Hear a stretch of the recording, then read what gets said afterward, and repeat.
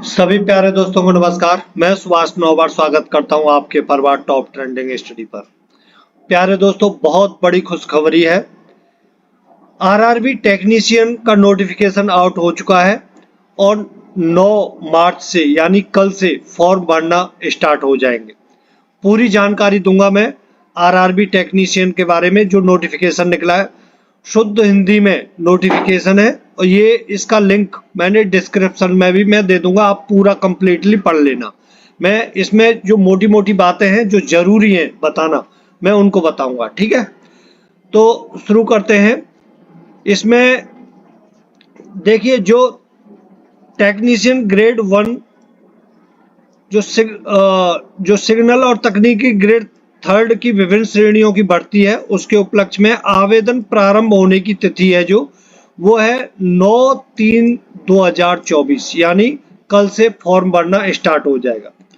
शुल्क के भुगतान सहित आवेदन जमा करने की जो अंतिम तिथि इन्होंने रखी गई है वो 8 अप्रैल 2024 है। रात्रि के 11:59 तक आप फॉर्म जमा कर सकते हैं और अपना आवेदन शुल्क जमा कर सकते हैं 8 अप्रैल 2024 तक, ठीक है।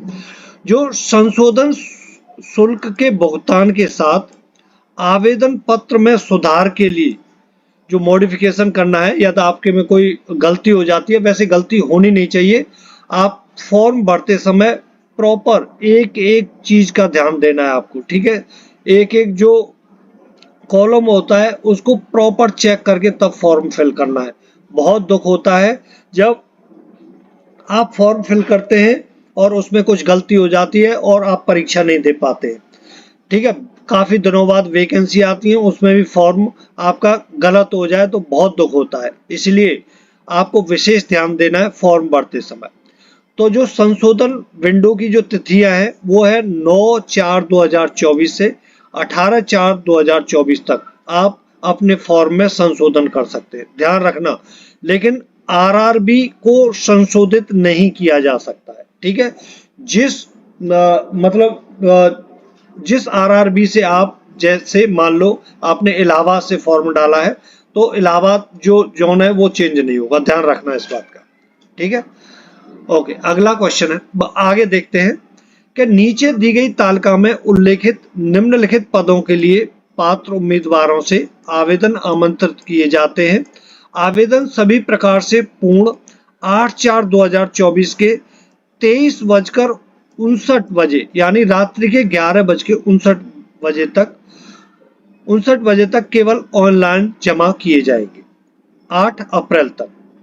अब देखना है, जैसे सीरियल नंबर 1 पर दे रखा है पद टेक्नीशियन ग्रेड 1 जो सिग्नल है वो लेवल 5 की नौकरी है, लेवल 5 की नौकरी है और इसकी जो बेसिक पे है वो है 29,200 रुपये। 29,200 रुपये। इसमें जब जैसे डीए अभी 50% हो गया है तो 50% डीए आप जोड़ोगे, उसके बाद एचआरए जोड़ोगे और अलग अलग काफी भत्ते होते हैं, तो आपकी सैलरी काफी अच्छी खासी हो जाती है।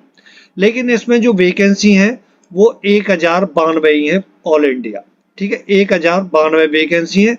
आपकी उम्र 1 जुलाई 2024 से काउंट की जाएगी, तब आपकी उम्र 18 से 36 वर्ष के मध्य होनी चाहिए, ठीक है। और इसका जो चिकित्सा मानक है, जो मेडिकल है, वो B1 का है। वो भी मैं आपको आगे बताऊंगा कि B1 में क्या क्या आप चश्मा किस किस लेवल का चल जाता है, ठीक है। वो बताऊंगा आगे, पूरी बातें बताऊंगा आपको। टेक्नीशियन ग्रेड 3 ये लेवल 2 की नौकरी है जिसकी बेसिक पे 19,900 है। यदि आपको ये जानना है कि किस बेसिक पे पर कितना डीए इस समय, तो मैं इसकी वीडियो अभी लगभग 1 घंटे बाद मैं वो भी इसमें मतलब बनाऊंगा। आप देखना किस लेवल पर कितनी बेसिक पे होती है और इस समय डीए मिलके लगभग उसकी कितनी सैलरी बनती है, मैं पूरी वीडियो बनाऊंगा एक उसकी, ठीक है। हाँ, पूरे टेबल के साथ। अब इसमें 18 से 33 वर्ष इसकी उम्र है और टोटल वैकेंसी है 8,052, यानी कुल टोटल 9,144 वैकेंसी है। आप देखोगे कि इसमें इसमें आपको फॉर्म काफी देखने को मिलेंगे क्योंकि वैकेंसी अच्छी खासी है। अब आ जाइए, इनमें कोविड 19 महामारी के कारण एक बार के उपाय के रूप में निर्धारित आयु सीमा से अधिक आयु में 3 वर्ष की छूट शामिल है। मतलब जब आपका नोटिफिकेशन निकलता था पहले तो 18 से 30 साल यहाँ होती थी, 18 से 33 साल यहाँ होती थी, लेकिन 3 साल इन्होंने छूट दी गई है कोविड 19 महामारी के कारण। ठीक है, टोटल वैकेंसी मैंने आपको बता दिया 9144 है। अब जो ये महत्वपूर्ण निर्देश है, महत्वपूर्ण निर्देश, इनको आपको बहुत अच्छी तरीके से पढ़ना चाहिए। मैं पूरा कंप्लीट जल्दी जल्दी पढ़ के बता देता हूं क्योंकि बच्चे क्या है इसको देख लेंगे लेकिन पढ़ेंगे सही तरीके से नहीं। तो कृपया ऑनलाइन आवेदन भरने से पहले CEN में दी गई जानकारी को अच्छी तरह से पढ़ें। सेकंड है, उम्मीदवारों को यह सुनिश्चित करना होगा कि वे इस CEN के अनुसार आवेदन जमा करने की अंतिम तिथि तक या उससे पहले, अंतिम तिथि तक या उससे पहले जो आवेदन मतलब 8 अप्रैल तक, ध्यान रखना इस बात का, पहले पद के लिए सभी निर्धारित जो ये शैक्षिक योग्यताएं मांग रहे हैं, शैक्षिक योग्यताएं जो ये मांग रहे हैं, निर्धारित शैक्षिक और तकनीकी योग्यताएं, ठीक है, जो तकनीकी योग्यता मांग रहे हैं वो पूरी करते हैं, पूरी होनी चाहिए। ये नहीं आप वो तकनीकी योग्यता के लिए फॉर्म भरा हुआ है, इस साल हमारा कंप्लीट हो जाएगा तो वो चल जाएगा, रनिंग में नहीं चल पाएगा, आप फॉर्म बिल्कुल मत डालना। ठीक है, ओके। निर्धारित शैक्षणिक तकनीकी योग्यता के अंतिम परिणाम की प्रतीक्षा कर रहे उम्मीदवार आवेदन करने के पात्र नहीं है, इस बात का ध्यान रखना। क्लियर, सबसे पहले यही बताया है आपको। ऑनलाइन मोड के माध्यम से आवेदन करने से पहले उम्मीदवारों को अपनी पात्रता सुनिश्चित करने के लिए विस्तृत CN नंबर 2/2024 की पोस्ट पैरामीटर तालिका और रिक्त तालिका को देखना आवश्यक है। ये देख लेना तालिका, ठीक है। प्रत्येक उम्मीदवार को एक विशिष्ट वेतन स्तर के लिए केवल एक RRB के लिए आवेदन करने की अनुमति है, जो एक ग्रेड पे मतलब ग्रेड 3 और ग्रेड 1 में केवल एक RRB में एक बार ही फॉर्म भरें। ये नहीं अलग अलग RRBओं में अलग अलग आप फॉर्म डाल दें, ठीक है। वो यदि आपने ऐसा किया तो आपके सभी फॉर्म रिजेक्ट कर दिए जाएंगे, ध्यान रखना, ठीक है। हाँ, ग्रेड 3 जैसे RRB, इसमें तकनीकी ग्रेड 1 और तकनीकी ग्रेड 2 में आप अलग अलग RRBओं से अलग अलग फॉर्म भर सकते हैं। दोबारा बताता हूँ, जैसे आप मुझे मान लो मैं हूँ, मुझे तकनीकी ग्रेड 1 में फॉर्म डालना है, मैं भैया डाल सकता हूँ, किसी भी RRB से डाल सकता हूँ, तक इसको भी डाल सकता हूँ और इसको भी डाल सकता हूँ। तकनीकी ग्रेड 3 में भी डालना है तो मैं डाल सकता हूँ, ये किसी दूसरी RRB से डालना है तो मैं डाल सकता हूँ। इसी तरीके से आप भी डाल सकते हैं, ठीक है। लेकिन ऐसा मत करना कि तकनीकी ग्रेड 1 में आप RRB एक से डाल दिया, फिर दूसरी RRB से, तीसरी RRB से इसी में डाल दें, आपके सभी फॉर्म रिजेक्ट कर दिए जाएंगे, ठीक है। ओके, किसी भी या सभी अनुसूचित पदों के लिए एक उम्मीदवार द्वारा उस वेतन स्तर में वरीयता के क्रम में केवल एक सामान्य ऑनलाइन आवेदन जमा किया जाना चाहिए, जिसके लिए उम्मीदवार आवेदन करने के लिए पात्र और इच्छुक है। आवेदन केवल नीचे पैरा 14F में सूचीबद्ध किसी भी आधिकारिक RRB वेबसाइट के माध्यम से जमा किए जाने चाहिए। प्रत्येक वेतन स्तर के लिए एक अलग आवेदन जमा करना होगा, क्योंकि प्रत्येक वेतन स्तर के लिए एक अलग CBT आयोजित किया जाएगा। प्रत्येक वेतन स्तर के लिए लागू परीक्षा शुल्क का भुगतान भी अलग से करना आवश्यक है। समझे इसका कहने का मतलब? ग्रेड 1 और grade 3, technician grade 1, technician grade 3 के लिए मैं अलग अलग फॉर्म डालूंगा तो दोनों के लिए अलग अलग फीस मुझे देनी पड़ेगी, ठीक है। एक बार आवेदन जमा हो जाने के बाद चयनित और RRB उस वेतन स्तर के लिए अंतिम होगा। एक उम्मीदवार द्वारा समान वेतन स्तर के लिए एक से अधिक RRB में आवेदन करने पर उस वेतन स्तर के लिए सभी आवेदनों को अस्वीकार कर दिया जाएगा और डिबार कर दिया जाएगा, ठीक है। जो मैं बता रहा था वो इन्होंने बात बताई। अगला पॉइंट है उम्मीदवारों की पात्रता। आवेदन में उम्मीदवारों द्वारा दिए गए विवरण के आधार पर अंतिम होगी। RRB पात्रता के लिए आवेदनों की विस्तृत जांच नहीं करेगा, इसलिए आवश्यकता अनुसार बुनियादी पात्रता मानदंडों को पूरा करने की शर्त पर उम्मीदवार केवल अंतिम रूप से स्वीकार की जाएगी। उम्मीदवारों को शैक्षिक योग्यता, आयु, चिकित्सा मानकों आदि की आवश्यकताओं को पढ़ना होगा और खुद को संतुष्ट करना होगा कि वे पद के लिए पात्र हैं। आरआरबी द्वारा दस्तावेज सत्यापन के समय उनकी शैक्षिक योग्यता, आयु, जाति, श्रेणी आदि के समर्थन में प्रमाण पत्र दस्तावेज मांगे जाएंगे। ठीक है, शैक्षिक योग्यता, आयु, जाति, श्रेणी आदि के प्रमाण पत्रों दस्तावेजों की जांच के बाद यदि आवेदन में किया गया कोई भी दावा प्रमाण पत्रों दस्तावेजों द्वारा प्रमाणित नहीं होता है तो उम्मीदवारों की उम्मीदवारी रद्द कर दी जाएगी। भैया मैं ओबीसी हूं नहीं सेंटर में, और मैं ओबीसी किस में हूं, स्टेट में हूं, मैंने ओबीसी सेंटर में टिक कर दिया, लेकिन अभी सेंटर का ओबीसी सर्टिफिकेट तो भाई मेरे पास है नहीं, तो मेरी जो पात्रता है जब डीबी होगा लास्ट में तो मेरी पात्रता रद्द कर दी जाएगी, क्लियर कट लिखा हुआ। ठीक है, इसके अलावा फिर वो नहीं चलेगा कि मैं भाई मैं जनरल कैटेगरी से भी ज्यादा मेरे मार्क्स थे और मुझे उसमें ले लो, मुझे पता नहीं था, है ना, वो कुछ नहीं चलेगा। इसलिए फॉर्म को जब फिल करें बिल्कुल कूल माइंड और प्रॉपर चेक करते हुए। जिस बच्चे को ये पता नहीं है कि मैं सेंटर में ओबीसी में आता हूं कि यूसी में आता हूं यानी जनरल कैटेगरी में आता हूं, तो प्रॉपर पता करके तब फॉर्म को फिल करें। भर्ती के किसी भी चरण के दौरान या उसके बाद भी यदि यह पाया जाता है कि उम्मीदवार के बारे में कोई जानकारी झूठी, गलत है या यदि उम्मीदवार ने कोई प्रासंगिक जानकारी छिपाई है या उम्मीदवार पद के लिए पात्रता मानदंडों को पूरा नहीं करता है तो उसकी उम्मीदवारी तुरंत खारिज कर दी जाएगी। SC, ST, OBC, EWS, EBC स्थिति या किसी अन्य लाभ जैसा कि शुल्क रियायत, आरक्षण, आयु छूट आदि के दावे के लिए महत्वपूर्ण तिथि यहाँ अन्यथा निर्दिष्ट नहीं है। वे इस CN के लिए ऑनलाइन आवेदन जमा करने की अंतिम तिथि होगी। ठीक है, तो इसमें कुल मिला के जो आयु सीमा है वो मैंने आपको बता दी। 1 जुलाई 2024 से आपकी आयु सीमा मतलब मापी जाएगी।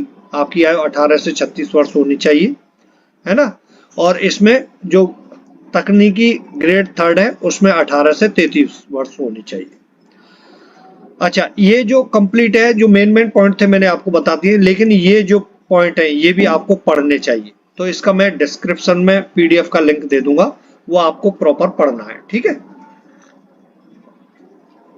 अच्छा, भर्ती की पूरी अवधि के दौरान सभी संचार के लिए उम्मीदवारों के पास अपना सक्रिय मोबाइल नंबर, जब आप फॉर्म फिल करें तो ऐसा मोबाइल नंबर दें कि आप ये नहीं कि 2 महीने हुए नहीं फिर मोबाइल नंबर चेंज कर दिया, फिर 2 महीने नहीं हुए मोबाइल नंबर चेंज कर दिया, फिर जान किसकी खाते हैं तुम पता है, साइबर कैफे में जाके, भैया मेरा मोबाइल नंबर वो पहले था, उसको मेरा चेंज हो गया, वो तो बदल गया, खराब हो गया था सिम, मतलब 1000 बहाने। वो लास्ट में क्या बोलता है, ठीक है मैं प्रयत्न करता हूँ, प्रयत्न बेकार जाता है। ठीक है, तो इसलिए आपको विशेष ध्यान रखना है, जो सक्रिय मोबाइल नंबर है वही देना है। ठीक है, जो परमानेंट आप रखते हो, और एक वैध व्यक्तिगत ईमेल आईडी, ठीक है, उसका पासवर्ड आप याद रखना ईमेल आईडी का। ऐसी ईमेल आईडी ही भरवाना फॉर्म में जिसका आपको पासवर्ड याद हो। ठीक है, और अपने पास लिख लेना, यदि जिस बच्चे की पहले ईमेल आईडी नहीं है और वो ईमेल आईडी नहीं खुलवाते हैं तो उसका पासवर्ड जो आप देते हैं उसको प्रॉपर कहीं अच्छी जगह पर उसकी जो पासवर्ड है उसे लिख लेना। तो एक वैध व्यक्तिगत ईमेल आईडी होनी चाहिए, क्योंकि उनके साथ सभी संचार केवल जो SMS और ईमेल के माध्यम से होंगे। ठीक है, ध्यान रखना इस बात का। जब मेरा RRB NTPC का प्रोसेस चल रहा था 2019 वाला, तो जितनी भी जानकारियां आती थी वो सभी ईमेल पर और मोबाइल पर ही आती थी। तो आपको ईमेल, खासकर ईमेल आपका बहुत बिल्कुल सही रखना आप, कोई जैसे ईमेल लिख के देते हैं तो बिल्कुल एक एक आपको वर्ड का ध्यान रखना है, ठीक है। दोनों तरीके से लिख के दे देना, जैसे रनिंग में लिख देते हो ना आप ईमेल आईडी, तो उसको कैपिटल्स में भी उसको लिख के दे देना, भैया ये देख ले, आप गलती मत कर देना, ठीक है, ईमेल आईडी में। ओके, अब आ जाओ आगे।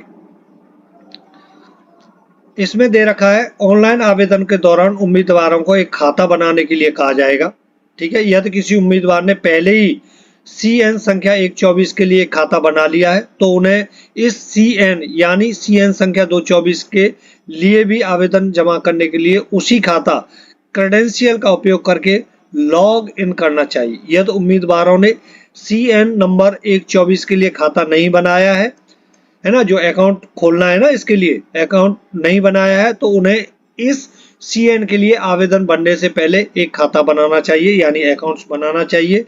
अरे तुम कहीं बैंक में खाता मत खोलने चले जाना, इसके लिए अकाउंट बनाना पड़ेगा इसी साइट पर, ठीक है। साइबर कैफे पे चले जाना, या तो आपको पता नहीं है वो खुद भर के दे देगा आपको।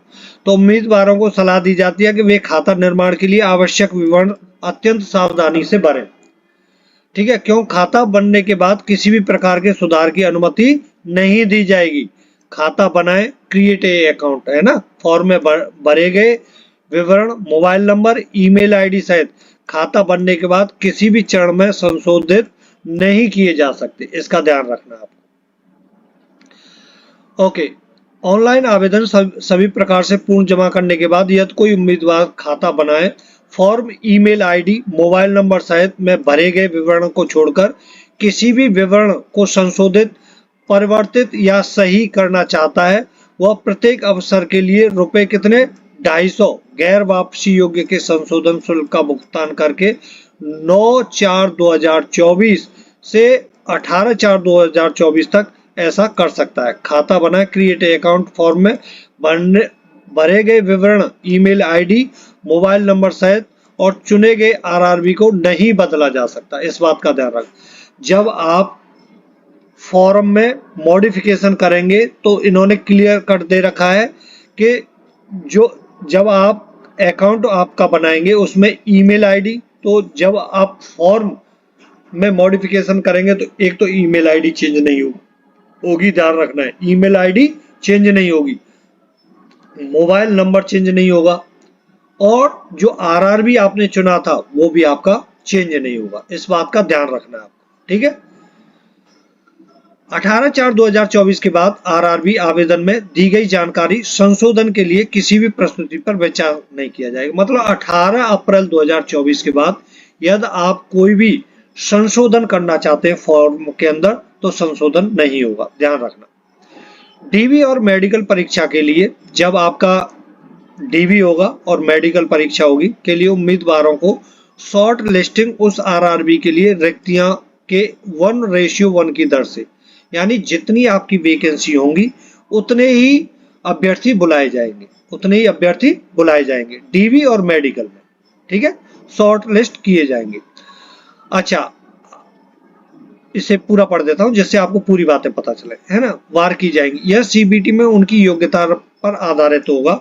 कई पालियों में आयोजित CBT के लिए अंकों का सामान्यीकरण किया जाएगा। सामान्यीकरण का मतलब नॉर्मलाइजेशन। DV के लिए शॉर्टलिस्ट किए गए उम्मीदवारों को DV में उपस्थिति होने के लिए उनके ई-कॉल लेटर डाउनलोड करने के लिए आधिकारिक RRB वेबसाइटों के साथ साथ SMS और ईमेल उनकी पंजीकृत मोबाइल नंबर और ईमेल आईडी पर के माध्यम से सूचित किया जाएगा, ध्यान रखना इस बात का, ठीक है। इसलिए ईमेल आईडी और जो पंजीकृत मोबाइल नंबर है आपका वो बिल्कुल सही होना चाहिए। इस परीक्षा में जो नकारात्मक अंक है, नेगेटिव मार्किंग 1/3 की है, आपको ये पता होना चाहिए, ठीक है। 1/3 की नेगेटिव मार्किंग। प्रतिबंधित वस्तुएं, ये जो परीक्षाओं में आपको नहीं ले जानी है उनके बारे में बता रखा है, पूरा पढ़ लेना इसको, ठीक है। अच्छा, अब आ जाओ मेन पॉइंटों के बारे में। आपको पूरा नोटिफिकेशन कंप्लीट पढ़ना चाहिए, ध्यान रखना इस बात का। ये सामान्य निर्देश हैं, इनको आप पूरा कंप्लीट पढ़ लेना। अब धीरे धीरे हम आगे बढ़ते हैं, जो जो इम्पोर्टेंट चीजें हैं वो मैं आपको बताता चलूंगा, ठीक है। फॉर्म भरते हुए बच्चों, जब आप फॉर्म डालते हैं, मैं दोबारा से बता रहा हूँ, प्रॉपर आप उसको चेक कर लेना, तभी उसको फाइनल करना कंप्लीट। देखो इन्होंने एक फोन नंबर दे रखा है और ईमेल आईडी भी दे रखी है। उम्मीदवारों के लिए हेल्पलाइन CEN के आवेदन जमा करने से संबंधित किसी भी प्रश्न के लिए सुबह 10 बजे से शाम के 5 बजे तक सभी कार्य दिवसों पर, सभी कार्य, जिस दिन छुट्टी हो उस दिन मत कर देना, कोई फोन नहीं उठाएगा, ध्यान रखना।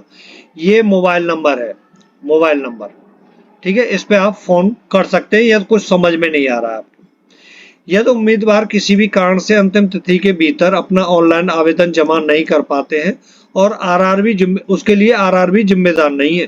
कहीं तुम ये बोलने लग जाओ मुझे पता नहीं चला, मैंने फॉर्म भरा नहीं, मैं तो भूल गया, सर 10 दिन के लिए और बढ़ा दो उसको डेट को फॉर्म भरने की, तो उसके लिए RRB जिम्मेदार नहीं है, ध्यान रखना। बढ़ाया नहीं जाएगा, वो अलग बात है, बाद में बढ़ जाए, ठीक है। ओके, इसमें मेडिकल फिटनेस की बात करें, जो B1 में बता रहा था, देखो यहाँ अलग अलग जो चिकित्सा मानक है A3, B1, B2 सभी का दे रखा है। सामान्य फिटनेस, शारीरिक रूप से हर तरीके से वो फिट होना चाहिए B1 में। दूरदृष्टि 6/9, 6/12 चश्मे के साथ या बिना चश्मे के लेंस की क्षमता 4D से अधिक नहीं होगी, ठीक है। निकट दृष्टि SN 0.6 चश्मे के साथ या बिना, जब पढ़ना या बंद काम करना आवश्यक हो, और कलर विजन, दूरबीन विजन, नाइट विजन और मेसोपिक विजन के लिए टेस्ट पास करना होगा, ठीक है, इस बात का ध्यान रखना है। और बाकी जिसका जो है, जैसे A3 के लिए पढ़ लेना पूरा दे रखा है, B2 के लिए भी पढ़ लेना पूरा दे रखा है, ठीक है। ओके, अब आ जाइए आगे। इसमें राष्ट्रीय नागरिकता, भैया भारत का नागरिक होना चाहिए, ठीक है, ध्यान रखना, ये पूरा पढ़ लेना। अब आ जाओ आगे, ये मैंने आपको बता ही दिया 18 से 33 वर्ष, और एक साथ 2024 को 18 से 36 वर्ष कर दिए। सामान्य रूप से निर्धारित आयु थी वो ये है, लेकिन जो CN इसमें लागू आयु एक साथ 2024 को 18 से 36 वर्ष है। ऐसे कई उम्मीदवार जो आयु सीमा पार कर चुके हैं, कोविड-19 महामारी के कारण रेलवे भर्ती में भाग लेने के अवसर चूक गए हैं, उनको राहत देने के लिए तकनीकी पदों के लिए आयु सीमा निर्धारित ऊपरी सीमा 30 वर्ष की एक मुश्त छूट देने का निर्णय लिया गया है। इसीलिए 18 से 33 यहाँ है, 18 से 36 यहाँ पर है। नीचे दी गई तालिकाओं में निम्नलिखित श्रेणियां समुदायों के लिए ऊपरी आयु सीमा, अधिकतम ऊपरी आयु में छूट अपेक्षित प्रमाण पत्र जमा करने पर लागू है। ये किसके लिए था? जनरल कैटेगरी के लिए था, लेकिन जिन जिन के लिए आयु में, जैसे SC ST के लिए 5 साल की छूट है, तो उसमें 5 साल और ऐड कर लेना, ठीक है, 36 + 5 41। OBC 3 साल की छूट है, लेकिन ये सेंटर में होना चाहिए, ध्यान रखना। OBC एक्स सर्विसमैन अभ्यर्थी जिन्होंने सत्यापन के बाद 6 महीने से अधिक की सेवा पूरी कर ली है हो।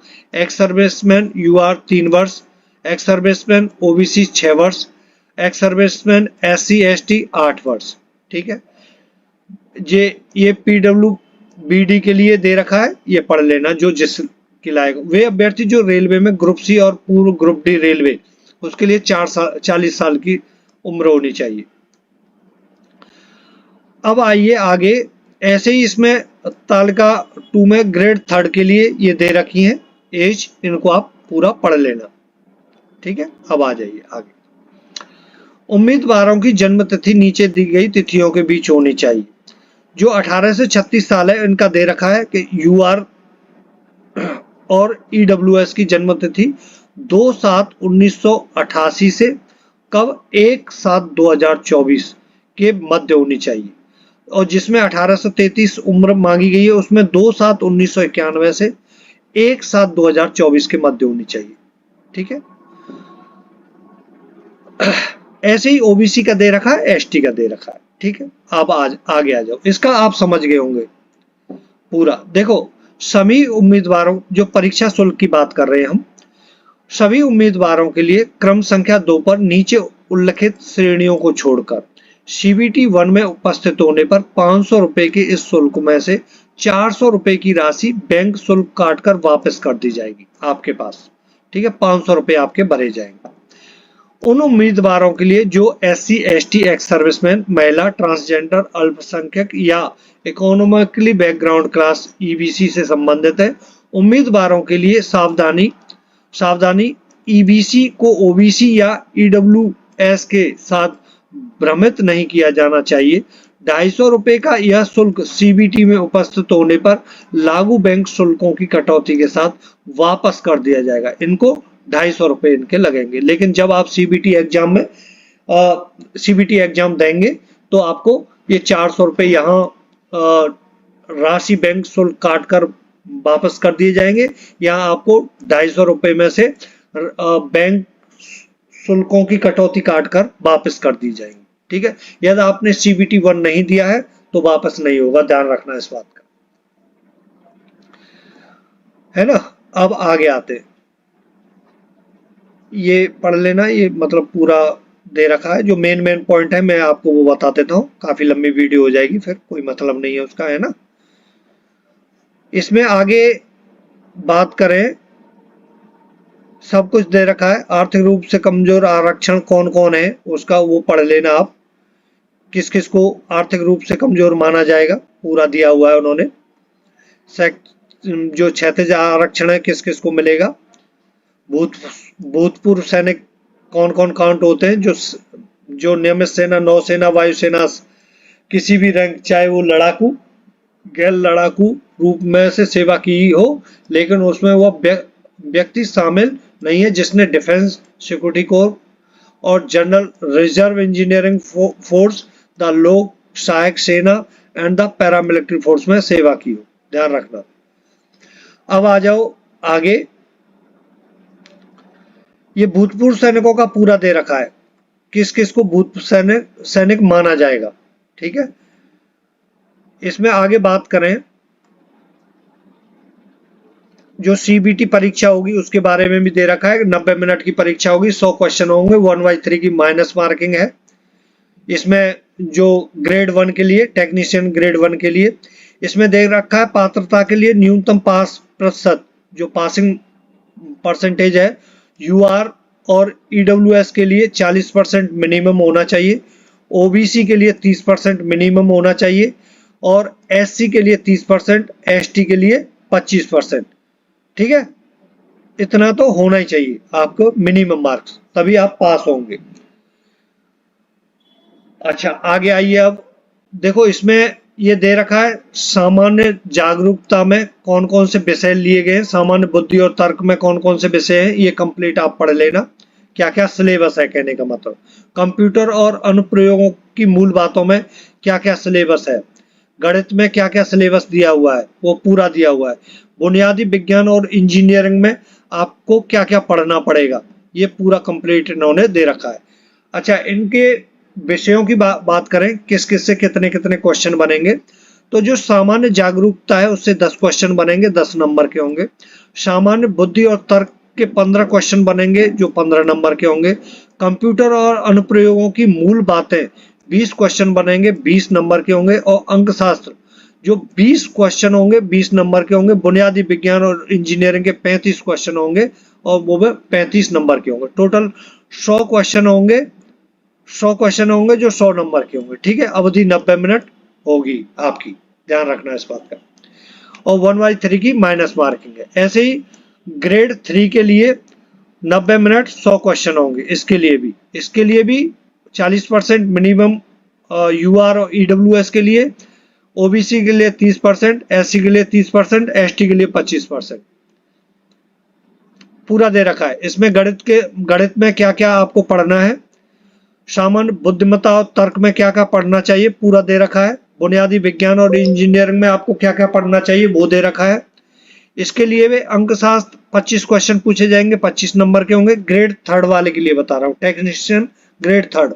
सामान्य बुद्धि एवं तर्क 25 क्वेश्चन 25 नंबर के होंगे। सामान्य विज्ञान 40 क्वेश्चन 40 नंबर के होंगे। और सामान्य जागरूकता 10 क्वेश्चन 10 नंबर के होंगे। ठीक है, कुल 100 क्वेश्चन होंगे और 100 नंबर के होंगे। टोटल 90 मिनट आपका एग्जाम चलेगा, 1/3 की माइनस मार्किंग होगी। ठीक है, ओके। ये DV के लिए जो बातें हैं वो कंप्लीट पॉइंट वाइज इन्होंने दे रखी है, इनको भी आप पढ़ लेना। मेरे ख्याल से पूरी बातें हो गई हैं, फिर भी कुछ भी बच गया हो तो आप इसमें कंप्लीट पढ़ लेना। मैं पूरी पीडीएफ का लिंक नीचे डिस्क्रिप्शन में दे दूंगा। ठीक है प्यारे दोस्तों, लगभग सब बातें मैंने आपको बता दी हैं, और इसको पूरे नोटिफिकेशन को लेकिन आपको पढ़ना चाहिए, पूरा पढ़ लेना। ठीक है भाई, पूरी देखो यहाँ शैक्षिक योग्यताएं दे रखी हैं, टेक्नीशियन ग्रेड 1 और ग्रेड 3 की, तीनों की, और इसमें अलग अलग पूरा कंप्लीट दे रखा है। ये पूरा आपको कंप्लीट पढ़ना है, ध्यान देना इस बात का। ठीक है, शैक्षिक योग्यताएं बड़ी आराम से पढ़ना पूरा। ठीक है, पूरा पढ़ लेना इसको, क्या क्या आपको किस किस पोस्ट के लिए क्या क्या आपकी शैक्षिक योग्यता होनी चाहिए। चलो, thank you for watching this video. और किस सुनो, इसको भी आपको देखना है किस जोन में, किस आरआरबी में कितनी कितनी पोस्ट हैं। ठीक है, कितनी कितनी पोस्ट हैं, किस यूआर ओबीसी एससी एसटी की, पूरा ये देख लेना। पूरा इसमें सब कुछ दे रखा है नोटिफिकेशन में, तो कंप्लीट आपको देखना है बढ़िया तरीके से, जिसमें आप बढ़ना चाहते हैं। ठीक है, कंप्लीट देख लेना। ज्यादा करेंगे तो एक अलग से वीडियो बना देंगे इसके लिए कि किस आरआरबी में किस किस कितनी कितनी वैकेंसी है और आपको किस आरआरबी से फॉर्म फिल करना चाहिए। ठीक है, thank you for watching this video. नमस्कार।